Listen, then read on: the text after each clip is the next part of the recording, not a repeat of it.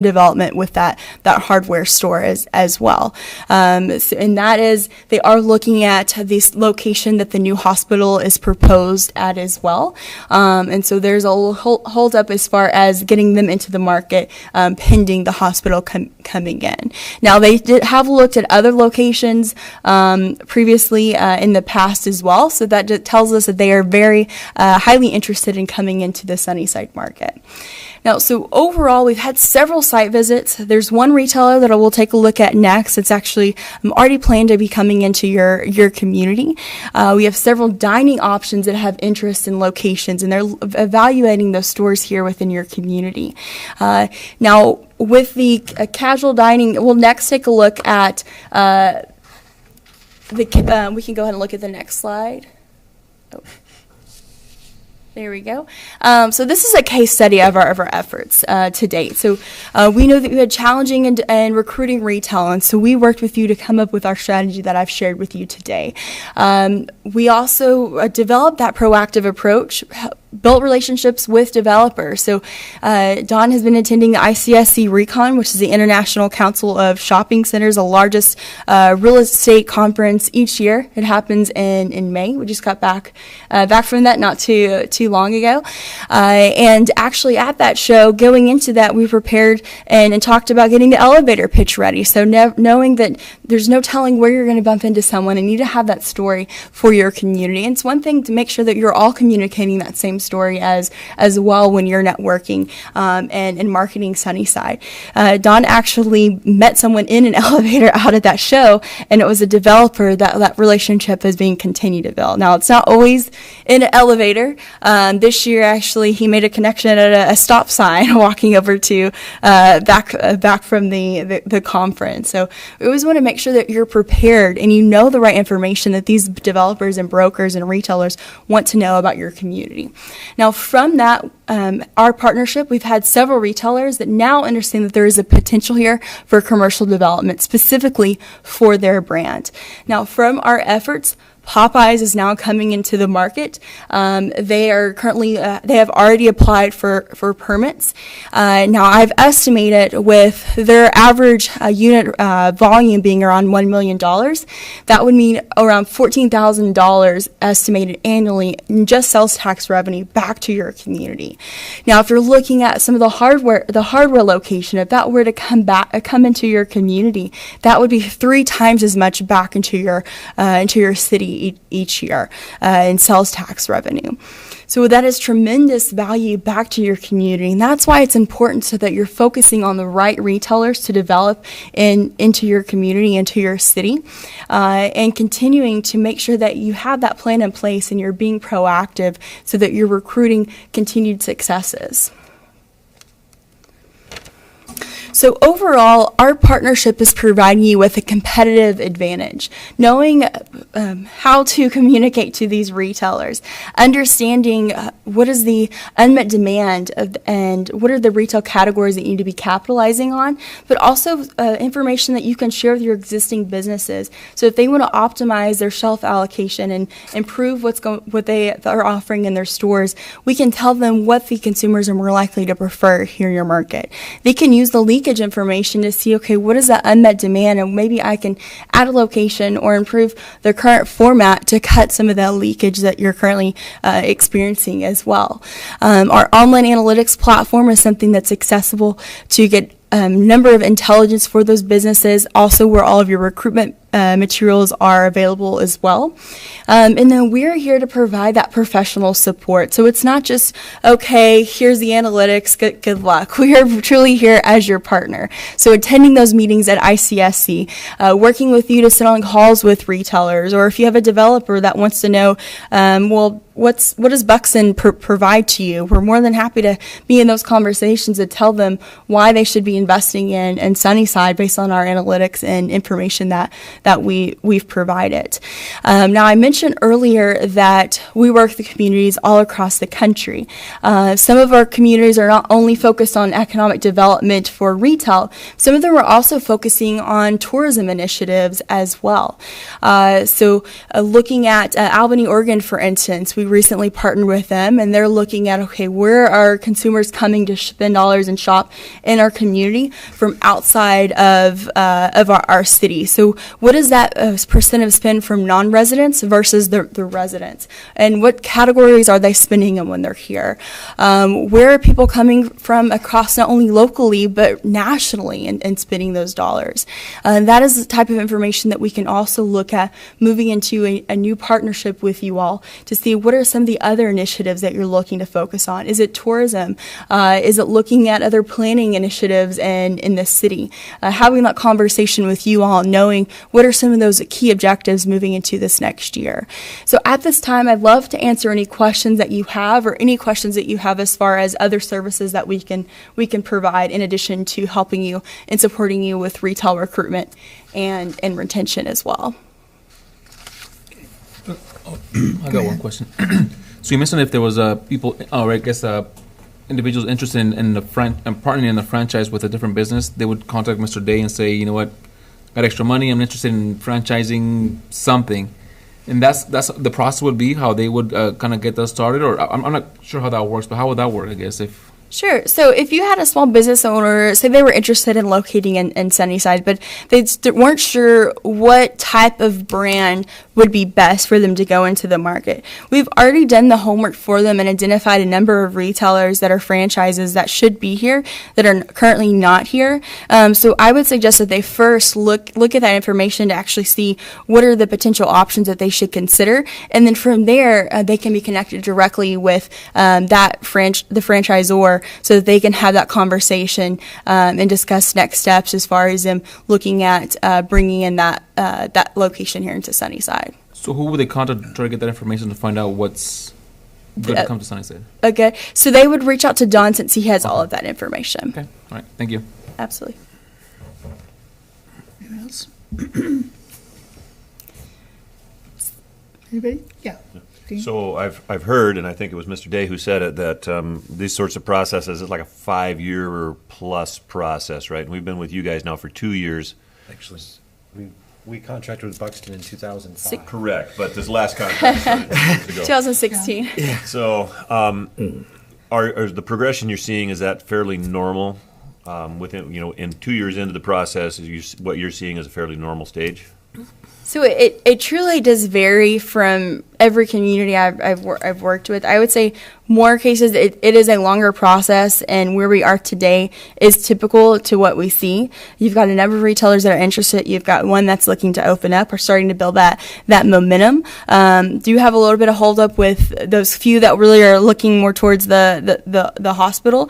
But all in all, we have a number of casual dining restaurants that want to be here to fill that gap, and had a number of site visits as well, which is something that many clients, it takes a lot longer for them to get the number of site visits that you've had in your community. It's hard to put a amount of time on it because there's a lot of things that go into it. I've had a community that had a retailer. It was a fast casual, really popular one that was about to come into the market, had negotiations and were about to sign on the dotted line, and then corporate told them, wait, hold up, it's the end of the year, we got to pause on that store. But now they're back on conversations with them again, and they're looking at another location. And that was all within the first really 2 years of our partnership with that one, and they have a apparel store that's coming in as well. Now, recently, one of our clients has been working on Cheesecake Factory for 4 years. They just applied for permits, so it took that long for them to get them into their market. So it really varies. As far as that recruitment, but having Popeyes come in, and then also having these others that are very large box units and very desirable for a city interested in wanting to be here, it is all encouraging to see. So we are in a good place. Okay, I guess I was just concerned that progress is being made, and it's desirable progress. It's the direction and the speed that we want to be moving at this point. We've had it before where we've had huge studies commissioned. We've received tons of information. It's put in a binder, set on a shelf, and then. So it's encouraging for me to have you here letting us know that things are moving in the right direction and that we've got some prospects ahead. So yes. I appreciate that. Absolutely. Is that part of what's going on with the economy that's helping to push that a little bit more? The development. Yeah. We are seeing that there's been an increase in development now. Retailers are definitely being more, I'd say they're still hesitant, but not as hesitant as we were seeing. As far as expansion, they are definitely still being more strategic and scientific about where they're locating as well. So that's why it's important that you all are doing the same. But we are starting to see an increase in the number of stores that are being open today. So just a question on that. Do we, just looking around the community, because you have to come in when you do all this statistical things, and are you looking at properties to kind of point people at, or how does that work? So that's a great question. So we did take a look at the available locations, but one thing that's important to mention is that our company, we're not brokers or developers. We are truly providing an unbiased approach. So we are looking at, in our early conversations, we did talk about what is the available space, what does that look like for development, to get a sense of what size and a potential development could come into your market potentially. But what we primarily are focusing on is, once we had that conversation, is looking at your retail trade area and the makeup and seeing what retailers are the best fit for those conditions. And then from there, reaching out to those retailers, having that conversation, and then you're able to guide them to the location that you would see best fit for your city. And that makes the most sense for them as well. So we're not doing any of the commercial real estate and telling them. Understood. Okay. I was just wondering how we go about that, if that's something we do on our end, and it sounds like it Madam truly Mayor, if is. I could Yes. interject. Yes, it is. What we do is we use our planner, okay, Jamie Ailing. He gets me statistics on available properties, vacant properties. He knows the community really well. We know the property owners. And so we'll reach out to them and see if they're interested in a particular piece of land going up for sale for retail. And then we've actually got overhead Google Earth type of maps.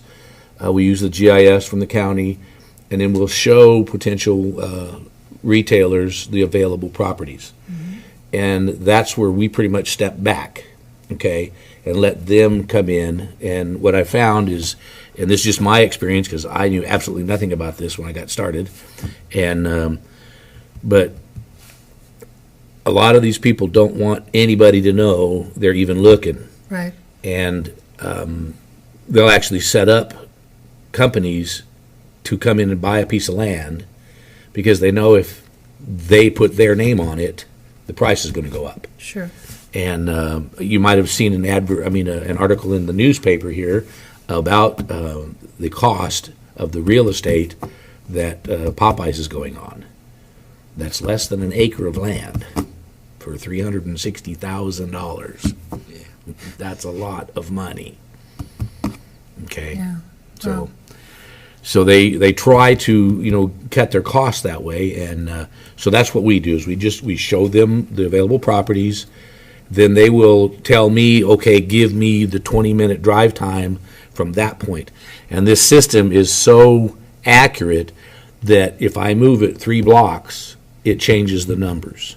Okay, so it's very accurate in its 20-minute or 25-minute or 15-minute. And then the retailer will tell me whether it's 15-minute, or some of them have insisted on a radius. And so we provide that radius for them. And it's whatever they're looking at, then we provide that. But so that, I hope that answers that question. It is quite a learning curve, to say the least, I to guess get into so. this. So, is there any other questions right now? We might think of some in a minute. Okay. Okay. Thank you. All right. That's it. So that's all I have. If anyone has any colleagues, or perhaps maybe some of you are existing business owners yourself, do want to mention that we have a new platform and software called Local Store Marketing, where a existing business can log in and actually see where are their best customers and reach them. We are waiving the monthly subscription fee for that for up to 25 businesses that would like to have access to that subscription, and the only thing they would be responsible for would be if they decide to execute and use the marketing that is available through that tool.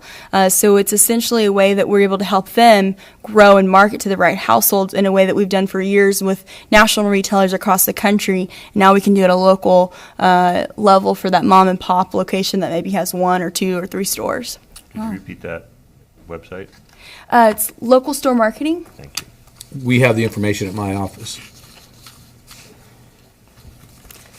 Thank you all for being a valued partner of ours. We look forward to what's to come in this year and the years to follow. And if you think of any questions after today, let me know. Always available to assist. And if you have some questions leading up to the council retreat, I'm more than happy to. If we all want to jump on a call together and take a look at the platform, we can definitely do that. That might be something I want to do. Thank you. All right. Okay. Is there anything else we need to add to that, Mr. Day? Madam Mayor, I think it was pretty inclusive. It's been pretty good. It's the first year was quite a learning experience. I've learned that there's a lot of work involved in this, and I've also learned that retailers don't give a hoot what you want. They will and we are competing with several thousand communities throughout the country for these retailers to come in. So when we recruit, they want hard fact numbers. If they're going to, as Popeyes has done, they're spent $1 million to come into Sunnyside. Okay, rest assured that Popeyes has got a bunch of other people that wanted them there, and they chose Sunnyside because they believe that they're going to get the best return on their dollar. And so I'm really pleased with that. And the same can be said with Ross. We got Ross to come in, and so again, those stores are looking where to invest their money, and they don't care what we want. They don't care what we think. They want facts. They want this data, and that's what they make their decisions on, is the data. And so it's difficult sometimes to persuade them to come off of a position when they're looking at 3 or 4 or 5 different locations and trying to get them to come here. So one of the advantages we have is, well, we had until recently, cheap land. Weeks working on that. I don't know how you do that.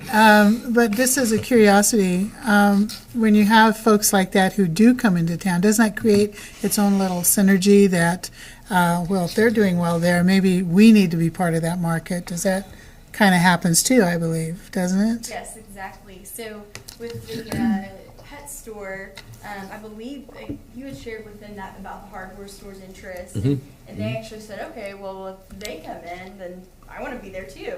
Right. So it does create that synergy and kind of the domino effect to it. Good. Okay. Well, thank you very much for bringing that to us. It's kind of reassuring, and especially, seeing the ground break already for the Popeyes, that's pretty exciting. So, great deal. Great deal. Get that other thing going, then we can get that other thing going, then maybe we'll get that pet store going. And it's all, like you said, a domino effect. So we'll see where we go from there. All right. Well, thank you very much. Our next item on our agenda tonight is a review of our audit 2016. Mr. Day? I think we all have copies of that. We should have had one in our box down at the City Hall, and if you haven't looked at it yet, sure wished you would have. Madam So go Mayor, ahead. Council, ladies and gentlemen, I hope you've all had an opportunity to look at this. This is, again, the 2016 audit. It was just completed a week ago, I guess, and May 2nd. it came out. Yeah, it came out officially like a May week. 21st. May 21st. Yeah, and so we can just go through these, and I'll be happy to answer any questions. I'd like to draw your attention to the one finding, 2016-01, and I'd like to just start there. Is that in the? That is on page 6, and it starts top of the page is a blue heading, says Schedule of Audit Findings and Responses. Does anyone need a hard copy? I have a few extras. I have an extra copy here, somebody who needs an extra Seen copy. it, read it multiple times. Is it the financials? Yes. one? Yes. The first one. Oh, the one that was on top? This one? Yes, the first one. Okay. Accountability. Accountability, I apologize. All righty. Okay, Now, obviously, a finding is the worst thing you can get. We don't like findings. We did clean up a few findings, and we've been working diligently over the last several years to clean up these findings. But we did get this one here. This is something that we've been aware of. We've known about it. And since I've been here, we've been making progress on these. And they felt that, and quite frankly, I was very upset when I read this, when they say that I believe the city council and management need to strengthen internal controls. They say somewhere in here that they don't feel we take it seriously. And that part was a little offensive to me, but because we do take it very seriously. And we've been working hard over the last 5 years to correct these things. And what we're talking about here is segregation of duties and ensuring that we're documenting and we have backup documentation, and somebody else is looking over the shoulder of payroll and HR. And if you recall, when I came here, we had one person overseeing all payroll and all HR functions. We also had 2 finance accounting systems. We had Eden, which is a fabulous system. It's from Tyler Technologies. It's a worldwide company. They know their stuff. I would call it the Mercedes-Benz of financial accounting. They do real estate appraisals, they do county appraisals and assessing, and they do everything possible with numbers. So it is a good system. I was surprised when I found that Sunnyside had Tyler Technologies software and stuff when I got here, only to find out that you had transferred over to Bias. Again, Eden is a very good system. I don't think we knew how to use it. I don't think we were using it properly. When I got here, there was only one person really that knew how to do it, and that was the person in payroll and HR. And I think that they still used it for permitting and stuff like that. However, we transferred all of our financial support to Bias at that point. So we were working with 2 independent systems and having to try to reconcile them. Okay, we worked. If you remember, back in 2013, we hired Paychecks to come in and build a system to do payroll. And we worked with them for a year and then finally terminated the contract because they just couldn't get it done. And we have a very complex system here. It's an antiquated system, and I've tried very hard to get the unions to back away from it, but they like it, I guess. So, and it is in their contracts somehow. So that being said, we had a lot of factors that we were dealing with. We had, I believe it was in 2015 or 2016, might have been 2016, that we hired ESME and transferred that. I can't remember exactly when ESME came in. But that was one of those issues. We needed to segregate the responsibility of HR, and picture this. The HR person is the person you come to and you talk to, and they go into the computer and set up how much you're being paid. Payroll is the person that writes your check based on what HR puts in. Okay, and I've literally seen this happen. A person was in responsibility, and it's a small school district in New Mexico, stole $3 million from the school district by giving her dog a paycheck. Okay, so I'm aware of this sort of thing, and it does happen, and so we wanted to close these doors and segregate these duties. That takes personnel, it takes money, it takes time to get that stuff done. So we brought in ESME as a payroll clerk and segregated responsibilities. We've since had several audits. Prior to me getting here, I think that we had some issues with the state auditor getting information out of payroll and HR system, and so we've been working to correct this problem. Okay, this is not something that we're totally surprised about. We were a little disappointed in the article that came out in the newspaper. We expected this. Okay, we've tried to rectify it as best we can.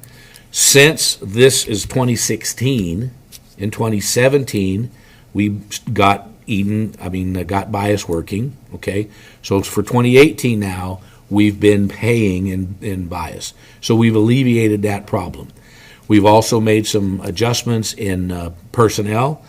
okay, where we have better oversight. We've put HR under Finance and Administrative Services so that Ms. Alba has an eye on every aspect of the HR thing so that we are ensuring that we've got oversight, okay? So a lot of the things that are mentioned here, we believe we've already corrected, okay? That, again, is the bad side of this, is that the HR, we do not have adequate oversight over payroll operations to safeguard public resources. I believe we've taken tremendous strides in the last 2 years to correct that. We are now under bias for all of our financial software accounting, and we have segregated those responsibilities, okay? So I'll be happy to answer any questions or try to answer any questions. Also, I'd like to tell you about the things that we did correct, okay? The audit period, we had, I'm going to go flip back to page 9. The City of Sunnyside does not have adequate support for its allocation of shared cost to restricted funds. Okay, and I believe we've corrected that one completely. And if you'll flip over to page 10, that shows that's been fully corrected. The next one, halfway down that page, is an investigation determined a cash receiving misappropriation had occurred at the city, totaling $17,831 between January 13, December 14. And of course, what we did is, you're all familiar with that, and I don't want to go into a lot of details over that, but we identified what was going on. We've taken steps to ensure that that doesn't happen again, and that one has been fully corrected as well. And she's making restitution to the city now, correct? Madam Mayor, with your Yes. permission, Yes. Mr. Restucci, that's the last I had been told. I was contacted by the prosecutor's office, who said that they had approached the prosecutor's office with a plea agreement to pay restitution in exchange for a deferred sentence. I told them that I had no objection to that if we had certain things met on our side. One of them was to pay us a large amount up front, and then they could make payments to get the rest. And they agreed to that.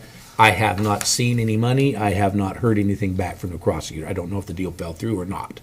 So, but that was the last information we had, is that they were going to try to work this out, okay, Thanks. for a deferred sentence. The next one is the city lacks internal controls to ensure accurate reporting of compensation and hours worked to the Department of Retirement Service. This they show as partially corrected, and we're going to continue to work on that one. Okay? And overall, quite frankly, I believe this is a fair and somewhat accurate report. As I said, my personal belief is the position of the state auditor that we don't take it seriously was inappropriate and wrong, quite frankly. I think that we've taken steps, perhaps not as aggressively as I could have, but I think I'd have lost a whole lot more money had I done it the way they think that I should have done it. I don't think they know much about personnel management.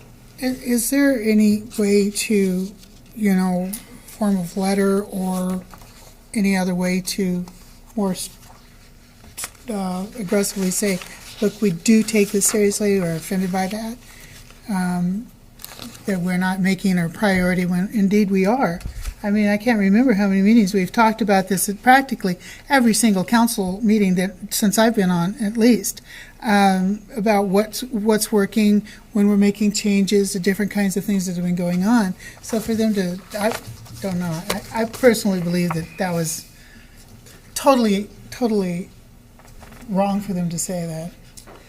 Madam Mayor, my first response had to be edited about 6 times. So All right, I was very offended by that. yes, That is nothing more than, or nothing short of conjecture. yeah. And, but again, this is something that you want to play nice in the sandbox, quite frankly. They're going to be back next year, and so we want to accept it for what it is. We can do better, and we're going to continue to do better. Well, and for the paper to say that, with all due respect, it's tantamount to calling us or saying that we're committing misfeasance in office, because our paramount duty and responsibility is financial for the city. And so that's why, council members, that's why I comment the way I did in the Daily Sun News, just so you know. I was upset. I wouldn't have said furious. Since I wasn't furious. Well, the but- headline, you know the headline. But Yeah. but certainly any comments that I made were of the same nature, is that, look, no, we talk about this all the time. We've been working on it pretty diligently, so that was, to me, that was also kind of a thing. Okay, any more questions on that particular aspect of it? Do we need to do anything with the financial statement, how to report? Well, again, if you want to discuss it or ask any questions, I didn't know what you want to do. Again, you know my position, and my main concern was on the accountability. Right. The financial report, I'll just turn that over to Elizabeth and let her talk and answer any questions to that, if Okay. you'd like to have any discussion on that. Councilman? Yes? I'm good, Madam Mayor. I asked for this audit review just because I wanted to make sure that it Yeah, was public. So did I. So, do we want to go ahead and since Ms. Alba's here, could you just give us a quick overview of that? With your permission. So, one of the issues that has really come to the forefront that I think we all should be mindful of, and when we go into the budget retreat, it'll be something that I'll be reminding council. Our general fund has taken on a lot of street projects and a lot of matching money. And last year's presentation, I brought up the FIT tool and showed you how we didn't have a lot of days in the general fund of extra money. And really, at this point, the general fund has no extra money. There are some things that, through recommendations with the state auditor on that cost allocation plan, they have recommended that we find a tool to charge for salaries that just sit solely in the general fund to the water sewer funds that actually have, a revenue stream. This is an area that Dawn and I have talked about repeatedly, and it comes down to finding a way to fairly charge for my salary, for one. How do we fairly charge for that? We can do a time study, and a time study takes time. Obviously, last year, you guys realized just in our conversation, we completed 24 payrolls in Eden and duplicated all of those payrolls in Bias. So we did 48 real payrolls. My staff was at a point where we really just were like, no more payrolls. We just can't do this anymore. It was. And so we've taken on things and projects, and there are things, though, that still are being charged to the general fund that I think could be charged out, but I have to be so careful that I'm not drawing that line of, well, is this really an enterprise activity or is this really a general fund activity? Don's salary, for instance, he sits all in the general fund. His salary and benefits probably should be split because he does do work in the water fund and the street funds and different things like that. We've made great strides in our city, but I think we still need to look at the TBD. I know it's something that we've kind of pounded to death last year, but our street fund is still operating at a deficit, and it's very, very much supported by the general fund to the tune of almost $1 million. We really need to take a look at where we're at, and really take a hard look at just general operations. Have we raised fees for anything in years? What are the things that need to be looked at, and do we really know where we are with things? And I think that that's important for you as a council to consider as well. I do want to say that having bias payroll is going to make our lives much easier when it comes to budget, because I will have live payroll numbers that I can run. I don't have to have a name attached to them, but I could run a report and tell you year to date who is where and how much we've spent. And it does make my life much easier. So I do thank you for having the patience for us to get that going. But our financials, we're in good shape in a few places and bad shape in others. And really, when it comes back to it, it's the match for a lot of the construction that we've done. The downtown, we had a match. A lot of these projects, we have matches that we use water and sewer for, which helps us, but there also are matches that we didn't have, and we went ahead and proceeded with the project anyway. Any questions for Elizabeth? Just one. Sure. You talk about being able to get real-time salary information, that sort of thing. Is it possible with the system to get a complete schedule of all the fees that the city charges for different things and take a look at and see what does need to be updated? We can work on that very easily. I can probably run some reports that would tell us where we're at with certain things. And I'll tell you, there's been some really great inroads. Us going to business licensing with the state, actually, we increased our revenues in that because they collected more revenues for us. And then it did reduce some of our time. Now, there's still time, but things like that are things that did help us. So I'm not saying that we haven't made some really good decisions. And I've heard from the council before, well, Elizabeth's saving us money, but where is that money going? And I think that that's important that we think about those kind of things. If we're saving money here but spending it there, how well are we balancing that and keeping that balancing act going? So this budget season will probably be the first one that you will see some live data from me, and I will probably just pull it by us, and we'll start looking at areas that you have questions on. Awesome. Have some real live numbers that'll make more sense to us, as opposed to so much estimate, but much more down and dirty dollars. Exactly.